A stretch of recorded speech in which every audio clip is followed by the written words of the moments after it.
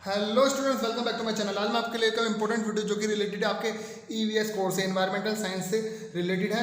जैसे कि आप लोग जानते हैं, मैंने ईवीएस की सीरीज शुरू कर दी है, वीडियो सीरीज शुरू कर दी है। आज हम पढ़ने वाले हैं चैप्टर नंबर 1 आवर एनवायरनमेंट, उसका लेक्चर 2 है। यानी मैं लेक्चर 1, 2, 3, 4 इस हिसाब से आपको चैप्टर्स कराऊंगा, जिसमें मैं टॉपिक कवर कराऊंगा। लेक्चर 1 में मैंने टॉपिक कवर कराया था कि जो पर्यावरण अध्ययन से जुड़ी महत्वपूर्ण हस्तियां जो हैं, बड़ी बड़ी जो लोग थे जिन्होंने पर्यावरण के लिए कुछ करा था। अगर आपने अभी तक वो वीडियो नहीं देखी है तो प्लीज़ वो वीडियो को देखिए, क्योंकि वो इंपॉर्टेंट क्वेश्चन है, आने के उसके चांस बहुत ज़्यादा हैं। जो बच्चे सेमेस्टर 1 और 2 में हैं, Delhi university as well regular से या इग्नू से बीए या बीकॉम कर रहे हैं, प्रोग्राम या ऑनर्स कर रहे हैं, इंग्लिश ऑनर्स या पॉलिटिकल साइंस ऑनर्स कर रहे हैं, उनके लिए चैप्टर 1 आवर एनवायरनमेंट है। उसमें एक टॉपिक है सस्टेनेबल डेवलपमेंट। क्वेश्चन ऐसे आता है कि सस्टेनेबल डेवलपमेंट से आप क्या समझते हैं, ठीक है। तो इसके बारे में आज हम पढ़ने वाले हैं। वीडियो पसंद आए तो प्लीज़ वीडियो को लाइक जरूर करें। जो बच्चे चैनल पर नए हैं उनसे रिक्वेस्ट करूँ चैनल को सब्सक्राइब करें, प्रेस करें बेल आइकन को ऑल नोटिफिकेशन पे, ताकि आपको हमारे चैनल पर आने वाली वीडियो की नोटिफिकेशन मिल जाए। मैं अपने चैनल पर सभी सब्जेक्ट से रिलेटेड कोर्स कराता हूँ, Hindi, English, political science, education, globalisation, history, सभी से रिलेटेड आपको वीडियो हमारे चैनल में मिल जाएगी। पॉलिटिकल साइंस और मैंने इकोनॉमिक्स का कोर्स ऑलरेडी थोड़ा बहुत करा दिया है, थोड़ा आगे कराने वाला हूँ। अभी फिलहाल ज़्यादातर कमेंट बच्चों की एनवायरनमेंट साइंस को लेकर आ रही थी, तो मैं हिंदी मीडियम वाली ये वीडियोस हैं। इंग्लिश मीडियम के अगर आप छात्र हैं और आप ये वीडियो देख रहे हैं तो इंग्लिश मीडियम की वीडियोस भी तुरंत इसके बाद शुरू हो जाएगी, ठीक है ना। शुरू करते हैं। सस्टेनेबल डेवलपमेंट मूलतः दो शब्दों सस्टेनेबल व डेवलपमेंट से मिलकर बना है। ध्यान दें कि जो सस्टेनेबल डेवलपमेंट जो शब्द है ये दो शब्दों के मेल से बना है। एक है सस्टेनेबल और दूसरा है डेवलपमेंट। हिंदी भाषा में सस्टेनेबल के लिए स्थायी, स्थायित्व, सतत, समग्र, संपूर्ण, निरंतर, टिकाऊ आदि शब्द प्रचलित हैं। जैसे टिकाऊ विकास भी बोल सकते हैं इसको, समग्र विकास भी बोल सकते हैं, सतत विकास से भी बहुत ज़्यादा फेमस है। क्वेश्चन इस तरह से भी पूछ सकता है कि सतत विकास से आप क्या समझते हैं, इसके बारे में चर्चा करें। तो ये इसके पर्यायवाची हैं, ठीक है ना। सस्टेनेबल शब्द 18वीं एवं 19वीं शताब्दी में यूरोपीय वन अधिकारियों द्वारा प्राय प्रयोग में लाया गया, ठीक है। यानी कि हम देखेंगे कि 18वीं और 19वीं शताब्दी में ये शब्द पनपा, जन्म लिया इसने किनके द्वारा, यूरोपीय वन अधिकारियों के द्वारा, क्योंकि यूरोपीय वन अधिकारियों ने ही इस शब्द का नामकरण करा, उन्होंने सबसे पहले इस शब्द को यूज़ करना शुरू करा। इसके बाद इसका प्रयोग संपूर्ण दुनिया में बहुतायत से होने लगा, बहुत अधिक मात्रा में पूरी दुनिया में इस शब्द का प्रयोग होने लगा। 18वीं एवं 19वीं शताब्दी में यूरोप में वनों को वाणिज्यिक उद्देश्यों से काटा जाने लगा था। देखिए, आप सब जानते हैं कि 18वीं 19वीं शताब्दी में यूरोप में बहुत ज़्यादा वनों की कटाई हो रही थी, ठीक है ना, क्योंकि वहाँ पर सब अपना बिजनेस इंप्रूव करना चाहते थे। औद्योगिक क्रांति के बाद बहुत ज़्यादा डेवलपमेंट हो रहा था, ठीक है। व्यापार के लिए पेड़ों को काटा जा रहा था, लकड़ियों, फर्नीचर के लिए, सब के लिए तो काटा जाने लगा, क्योंकि उस दिनों वनों में प्राप्त लकड़ी और संसाधन वहाँ के आर्थिक विकास को आगे बढ़ाने में उल्लेखनीय भूमिका निभा रहे थे। देखिए, वहाँ की इकोनॉमिकल ग्रोथ के लिए, डेवलपमेंट के लिए वहाँ के जो पेड़ पौधे हैं, पेड़ हैं, वो जो है बहुत अधिक मात्रा में लकड़ी के लिए फेमस थे, और लकड़ियाँ वहाँ की बहुत ज़्यादा काम में आती थी, फर्नीचर बनाने में, सामान बनाने में, तो और वो वहाँ की अर्थव्यवस्था को आगे बढ़ा रही थी, इसलिए पेड़ों को काटा जा रहा था। लकड़ियों का उपयोग घर बनाने, कारखानों की स्थापना, फर्नीचर एवं घरेलू सामान बनाने और इसका व्यापार बहुतायत रूप से होने लगा था। इस वजह से वहाँ पर पेड़ पौधों को बहुत ज़्यादा काटा जा रहा था। वन आर्थिक दृष्टि से सर्वश्रेष्ठ उपज थे। देखिए, जो जंगल थे वही सबसे ज़्यादा उपज देते हैं, सर्वश्रेष्ठ उपज थी वन।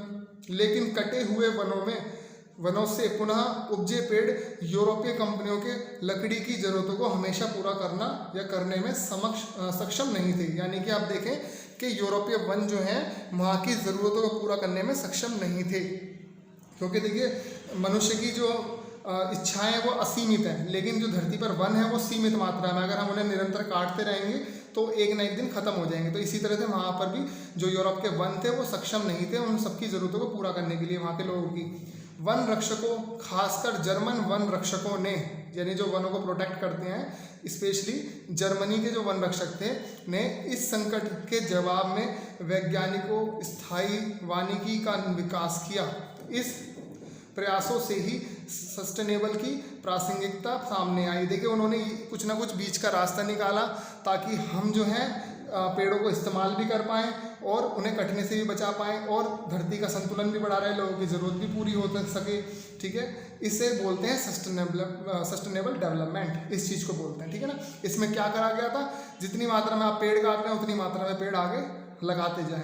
इसके बारे में आगे बताऊंगा मैं वीडियो में, ध्यान से वीडियो से जुड़े रहिए, ध्यान से समझिए। उस समय का नवीन विचार बहुत ही सरल था कि काटे गए वनों के स्थान पर यदि पर्याप्त मात्रा में प्रति वर्ष पेड़ उगाए जाएं तो वनों के विकास की दर संपूर्ण रूप से बनी रहेगी। यही उसका मतलब था कि जर्मनी के जो वन रक्षक थे उन्होंने सस्टेनेबल डेवलपमेंट के माध्यम से, सतत विकास के माध्यम से ये बताया कि साल भर में जितने भी वन काटे जाते हैं अगर हम उन्हें उतनी ही मात्रा में लगा दें तो धरती का संतुलन भी बना रहेगा और जो वनों की विकास दर है वो भी बनी रहेगी और आधुनिक ज़रूरतों की निरंतर पूर्ति होती रहेगी। जो भी मनुष्य की ज़रूरत है, आधुनिक ज़रूरत है, वो भी पूर्ति होती रहेगी।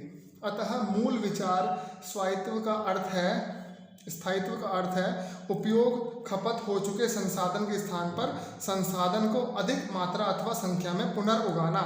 यही इसका अर्थ है, इसका मूल अर्थ यही है सस्टेनेबल डेवलपमेंट का कि जिस चीज़ की हम खपत कर रहे हैं संसाधन की, उससे अधिक मात्रा में या उसके बराबर उसको उगाना या दोबारा से लगाना, पैदा करना, इसी को बोलते हैं, या रोपित करना भी कह सकते हैं, पेड़ों को रोपित करना। आगे देखते हैं। आधुनिक दौर में शब्द स्थायी बहुत ही कठिन संदर्भ में है, संदर्भ है, इसका यूज़ करना बड़ा कठिन है क्योंकि ऐसे बहुत से संसाधन हैं जैसे तेल, लौह अयस्क आदि, कोयला भी कह सकते हैं हम, जिसे पुनः नहीं उगाया जा सकता। जैसे आप लोग भी जानते हैं, देखिए जो पेट्रोलियम है, कोयला है, गैसेज हैं, कुछ ऐसी चीज़ें भी हैं धरती पर, लौह इस्पात अयस्क हैं, ठीक है, जिन्हें पुनः रिसाइकल करना, रीयूज जो बहुत मुश्किल है, उसका सस्टेनेबल डेवलपमेंट करना बहुत मुश्किल है क्योंकि ये इन्हें बनने में लाखों करोड़ों साल लगते हैं, कोयला, पेट्रोल को, इन सबको बनने में। ठीक है ना, तो इस वजह से आज के संदर्भ में देखें तो सस्टेनेबल डेवलपमेंट का शब्द का यूज़ करना बड़ा मुश्किल होता जा रहा है। ठीक है, अगर हम सिर्फ पेड़ों की बात करें तो एक बार हम उसको देख सकते हैं कि हाँ, अगर हम पेड़ लगाते हैं तो उनकी ज़रूरतों को पूरा कर सकते हैं, वनों की ज़रूरतों को, लेकिन बाकी संसाधनों में ऐसा करना बड़ा मुश्किल है। आगे बढ़ते हैं, आगे है अब डेवलपमेंट शब्द की बात करते हैं। शब्द डेवलपमेंट जिसकी हिंदी अनुवाद विकास है, स्थायी विकास संदर्भ में उपयोग किया जा रहा है, यानी किसी चीज़ की डेवलपमेंट करना, उसका एक अलग ही इतिहास है। शीत युद्ध के समय संयुक्त राष्ट्र को तीसरी दुनिया में साम्यवादी चुनौतियों का सामना करना पड़ रहा और उस समय यह कहा गया कि साम्यवाद अपने साथ जीवन जीने का एक नया स्तर लेकर आएगा। देखिए, अगर साम्यवाद के बारे में आपको नहीं पता तो इसके लिए भी मैंने एक स्पेशल वीडियो बनाई थी हिस्ट्री में। आप हिस्ट्री की प्लेलिस्ट में जाएंगे सेमेस्टर की 1 की में, तो वहाँ पर चेक करेंगे कि यहाँ पर साम्यवाद के बारे में मैंने बताया, तभी आप समझेंगे।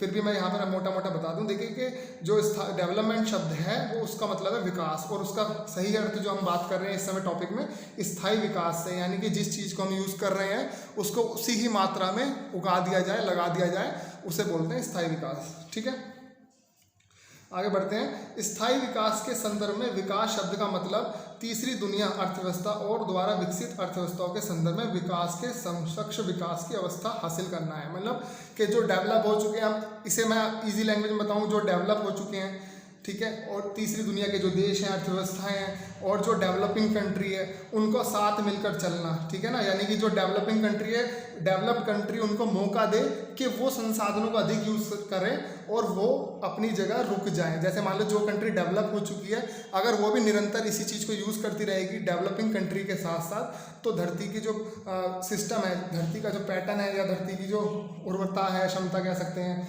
या बैलेंस जो है वो बिगड़ जाएगा। इसलिए जो डेवलप्ड हो चुके कंट्रीज़ हैं उन्हें ये चाहिए कि वो मौका दे डेवलपिंग कंट्री को कि वो भी डेवलप हो सके संसाधनों का प्रयोग करके। ठीक है, इसके समस्त मानव जाति में गरीबी की पीड़ा को कम करना तथा गरीबी देशों में पीड़ित लोगों के लिए और भी ज़्यादा समानता दिलाने का कार्य शामिल है। यानी कि सभी को बराबर मौका मिले, समान मौका मिले, ये राष्ट्रों को चाहिए जो कि विकसित हो चुके हैं। टिकाऊ विकास या स्वपोषी विकास, विकास की वह अवधारणा है जिसमें विकास की नीतियाँ बनाते समय इस बात का ध्यान रखा जाता है कि मानव की न केवल वर्तमान आवश्यकताओं की पूर्ति हो, ध्यान दें कि जो टिकाऊ विकास है जिसके बारे में हम बात कर रहे हैं, या स्वपोषी विकास है, वो एक ऐसी अवधारणा है जिसमें ये नीति बनाई जाती है, ये कानून बनाए जाते हैं, ये रूल्स बनाए जाते हैं कि मानव की न केवल वर्तमान की आवश्यकताएं पूर्ति हो, वरन अनंत काल तक मानव की आवश्यकताओं को पूर्ति करने के लिए ऐसी कानून बनाए जाएं, ये बात सोची जाती है। ठीक है ना, ये सुनिश्चित किया जाता है कि ऐसे कानून बनाए जाएं, ऐसे रूल्स बनाए जाएं कि मानव की आज की ज़रूरत भी पूरी हो सके और उसकी आने वाली पीढ़ी की, फ्यूचर जनरेशन की भी ज़रूरत पूरी हो सके, साथ साथ अनंत काल तक उसकी ज़रूरतें पूरी होती रहें। इसमें प्राकृतिक पर्यावरण की सुरक्षा एवं विशेष बल दिया जाता है। इसके लिए हमें प्रकृति की सुरक्षा करना अति आवश्यक है और इसी के ऊपर बल दिया जाता है। ठीक है ना, यहाँ पर आपका ये टॉपिक खत्म होता है। आई होप आपको वीडियो पसंद आई होगी, समझ आ गया होगा टॉपिक सस्टेनेबल डेवलपमेंट। इससे पहले वाली वीडियो अगर आपने नहीं देखी है लेक्चर 1 तो उसे भी देखिए, वो भी बहुत इंपॉर्टेंट है। आने वाली वीडियोस भी जल्द आती रहेंगी। चैप्टर 1 से रिलेटेड 5 से 6 टॉपिक है मेरे पास, 5 से 6 लेक्चर्स है, मीन्स वो मैं आपको जल्द ही प्रोवाइड करा दूंगा। और वीडियो पसंद आई तो प्लीज़ वीडियो को लाइक करें। जो बच्चे पहली बार चैनल पर आए हैं चैनल को सब्सक्राइब कर लें, प्रेस कर लें बेल आइकन को। ऑल नोटिफिकेशन में मैं आपको बता दूं कि मैं अपने चैनल पर सभी सब्जेक्ट से रिलेटेड कोर्स कराता रहता हूँ। मुझसे बात करने के लिए या कोई भी कमेंट, कोई भी क्वेरी अगर आपको है तो आप हमें कमेंट कर सकते हैं। और अगर आपने अभी तक हमें सोशल साइट्स पे फॉलो नहीं किया है, इंस्टाग्राम, टेलीग्राम और फेसबुक पर, तो उनके लिंक आपको वीडियो में मिल जाएंगे डिस्क्रिप्शन में और चैनल के अबाउट सेक्शन में मिल जाएंगे। वहाँ जाकर भी आप हमें फॉलो कर सकते हैं और हमें वहाँ कमेंट करके हमसे कोई भी क्वेरी कर सकते हैं। और भी जो भी आपको इन्फॉर्मेशन चाहिए और जिस टॉपिक पर भी आपको वीडियो बनानी है वो भी आप हमें कमेंट कर सकते हैं। मैं जल्द ही नई वीडियो के साथ आपसे फिर मिलता हूँ, तब तक के लिए बाय बाय।